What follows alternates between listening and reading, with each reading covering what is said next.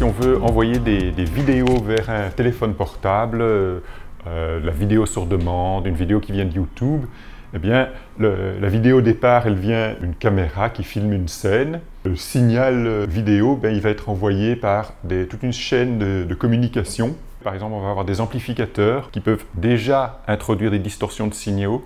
On a une antenne qui envoie le signal des ondes radiofréquences, mais ces ondes peuvent rebondir sur des bâtiments, des arbres, etc. Et quand finalement le signal est reçu, il a été déformé de manière importante. Et pour avoir un signal correct, donc pouvoir voir la vidéo sur son téléphone portable, eh bien, il faut pouvoir corriger toutes ces distorsions.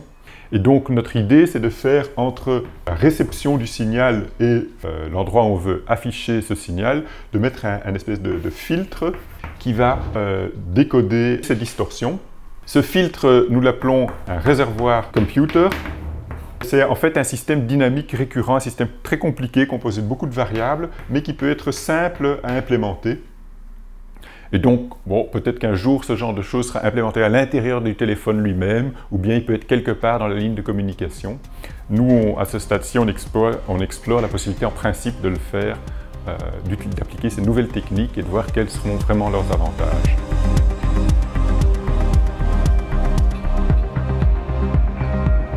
Un réservoir computer, c'est une forme de réseau de neurones artificiels particulier. Donc un réseau de neurones artificiels, qu'est-ce que c'est? C'est un ensemble de neurones, donc les neurones c'est des éléments ou des composants, qui sont interconnectés entre eux, un peu à la manière des neurones dans notre cerveau.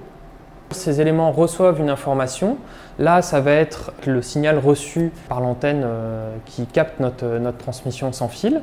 Donc ce signal est distordu, il y a en plus du bruit qui a été rajouté dessus. Et puis après, en fait, notre réseau de neurones artificiels devrait apprendre. Donc pour ça, il devrait jouer sur la façon dont les neurones dialoguent entre eux, les interconnexions qu'il y a. Et puis après, chercher à construire un signal de sortie à partir des signaux qui sont récupérés sur l'ensemble de ces neurones.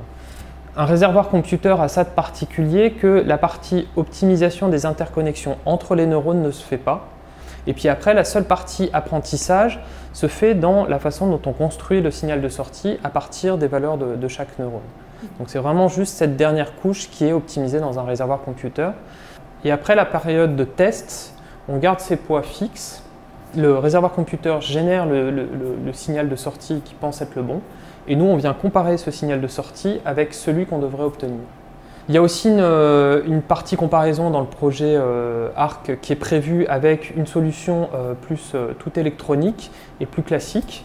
Et l'idée, c'est vraiment de faire la comparaison entre la solution intelligence artificielle et la solution plus classique pour voir si c'est réellement compétitif.